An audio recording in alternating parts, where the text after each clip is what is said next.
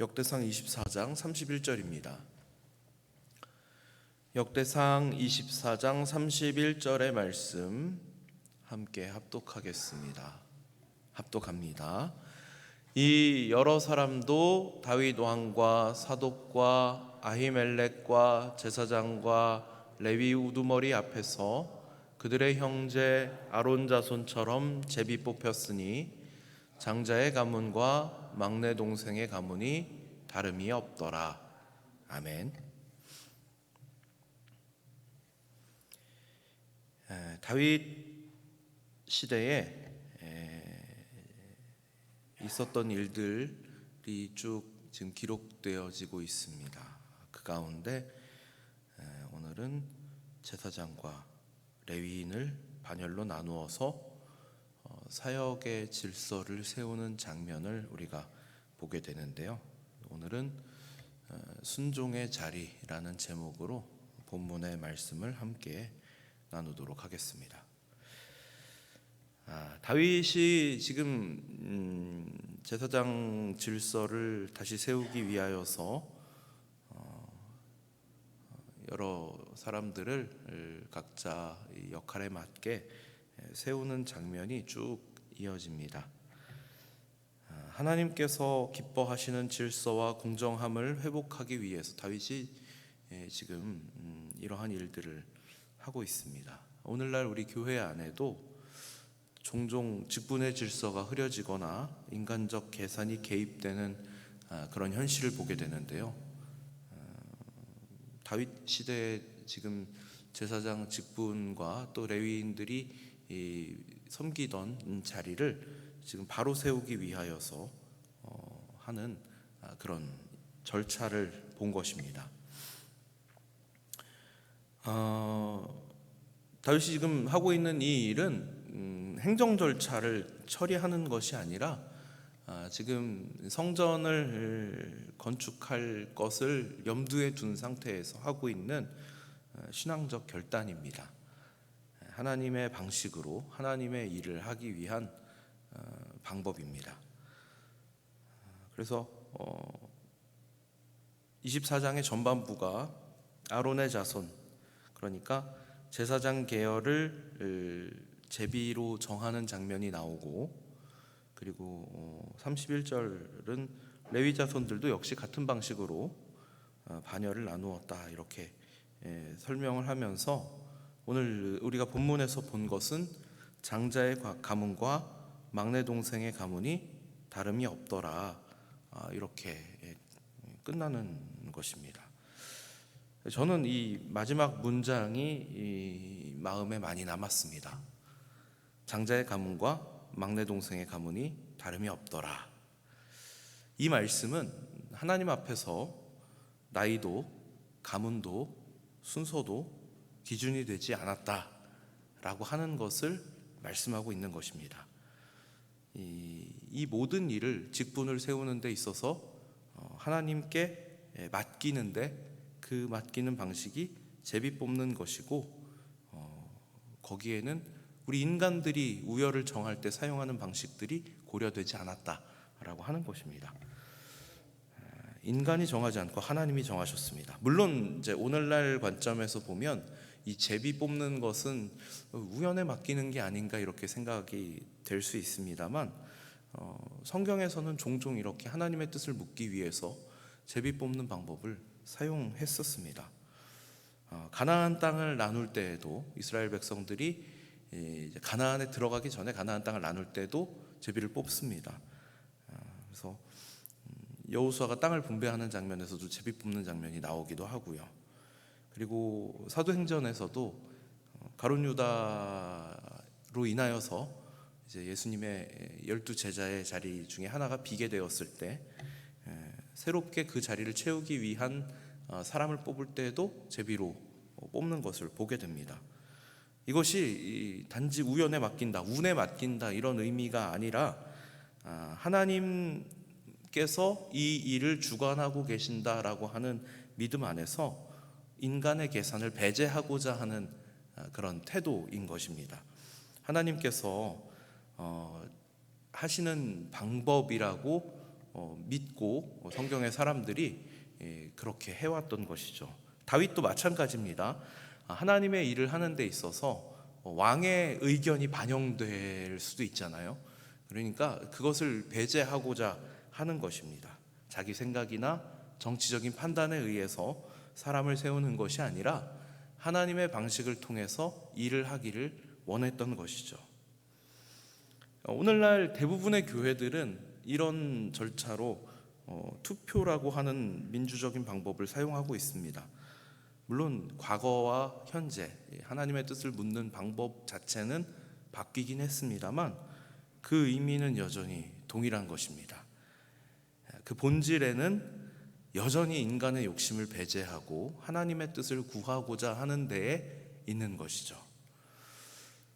고대 사회에서 장자는 언제나 우대받는 존재였습니다. 물론 성경에서는 사실 꼭 그렇게 일이 되어졌던 것이 아님을 우리가 잘 알고 있죠. 그래서 이삭의 두 아들 이야기부터 그렇습니다. 사실은 먼저 태어난 이에게 우선권이 주어질 것 같지만 하나님의 뜻이 꼭 그렇지만은 않다는 것을 우리가 확인하게 되죠. 어쨌든 고대 사회에서 장자는 특별한 존재로 인정을 받는 경우가 많습니다. 더 많은 유산을 받게 되고 더 큰 책임을 지게 되고 또 더 높은 자리를 기대하게 되는 것이죠. 그러나 분명한 것은 하나님 앞에서는 이 장자도 막내도 모두 하나님의 뜻을 구하는 방식으로 세워지더라라고 하는 것입니다. 여기에 인간적인 의지가 개입하려고 해도 성경에서는 하나님께서 그것을 의도적으로 막으시는 장면도 우리가 볼 수 있는 것이죠. 제가 말씀드렸던 이삭의 두 아들 같은 경우가 그러한 예입니다. 어쩌면 이것이 오늘날 우리 교회 공동체에도 중요한 메시지를 주고 있다고 생각할 수 있습니다. 교회의 직분이 연령순도 아니고 공로순도 아닙니다. 하나님 앞에서는 모든 지체가 동일하게 소중하고 하나님께서 부르신 자리는 우리 모두가 각자가 순종해야 하는 일인 것이죠. 이런 원칙을 오늘날 우리 교회에 적용시켜 보았습니다. 먼저 우리는 자리가 아니라 부르심에 순종해야 할 것입니다. 우리는 자리를 추구하기보다 하나님의 뜻을 구해야 합니다. 내가 왜 이 자리에, 내가 왜 이 직분을 맡게 되었는가, 그것이 잘 이해되지 않으신다면 겸손히 하나님께 묻고 그리고 하나님의 뜻을 구하여서 그 뜻에 순종하고 섬겨야 할 일이죠. 그리고 또 이 결정을 함에 있어서는 공정함으로 해야 할 것입니다. 그래서 리더를 세우고 또 일꾼들을 세우고 사역을 배정하는 데 있어서 그리고 또 봉사를 할 수 있는 기회를 갖게 함에 있어서 모든 기회와 절차가 투명하고 공정하게 운영되는 것이 하나님의 뜻인 것입니다. 다윗과 사독, 아히멜렉, 레위 지도자들을 이 모두 보는 앞에서 제비를 뽑았던 것처럼 그래서 우리 교회가 결정하는 일들이 공동체 앞에서 정직하게 이루어져야 할 것이죠. 이것이 바로 하나님께서 기뻐하시는 방식인 것입니다. 그리고 마지막으로 우리는 맡겨진 자리를 소중하게 여겨야 합니다. 이런 과정을 통하여서 하나님께서 우리에게 어떠한 사명을 주신다라고 할 때요, 이것은 바로 사람이 세운 일이 아니라 하나님이 맡겨주신 일이 되는 것입니다. 하나님이 내게 맡기셨다라고 하는 마음으로 우리가 이 일들을 감당하고 섬기게 될 때 그 자리는 가장 귀한 자리가 되는 것입니다. 교회 안에는 다양한 섬김의 자리가 있죠. 우리가 물론 직분으로는 목사, 장로, 집사, 권사 이렇게 나누지만 직분이 아니라 봉사의 자리로 생각해 보더라도 다양한 자리들이 있습니다. 그래서 예배 안내를 하시는 분들도 있고 찬양으로 섬기시는 분들도 있고 또 주차를 안내하시는 분들도 있고요. 식당에서 섬기시는 분들도 있습니다. 교회를 청소하시는 분들도 있고요. 또 저희들 주중에 모여서 기도하시는 분들도 있습니다. 특별히 시간을 정해놓고 기도하시는 분들, 전도하시는 분들, 다 귀한 부르심의 자리인 것이죠. 그런 자리마다 하나님께서 나를 이곳에 부르셨다라고 생각하고 섬기는 것이 가장 귀한 사명의 자리가 되는 것입니다. 하나님의 부르심이라고 하는 찬양이 있습니다. 저희를 한동안 불렀었던 곡인데요, 그 가사 안에 보면 하나님의 부르심에는 후회하심이 없다라고 하는 가사가 있습니다. 지금 서 있는 자리가 자꾸 초라하게 느껴지시거나 아니면 하나님께서 나를 왜 이 자리에 부르셨는가 하는 생각이 드신다면, 사실은 그 자리는 하나님께서 부르신 자리가 맞습니다. 여러분들을 하나님의 거룩하신 역사와 주님의 몸된 교회를 아름답게 세워나가는 일에 긴히 사용하시고자 귀하게 불러 세워주신 사명의 자리입니다. 하나님의 뜻을 따라 세워진 교회 안에서 그 자리를 믿음으로 지켜가시기 바랍니다.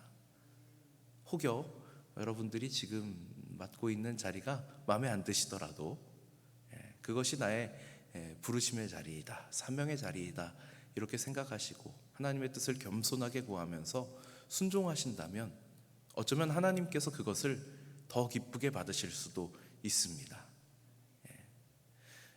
저는 사실 목사가 참 안 어울리는 사람입니다.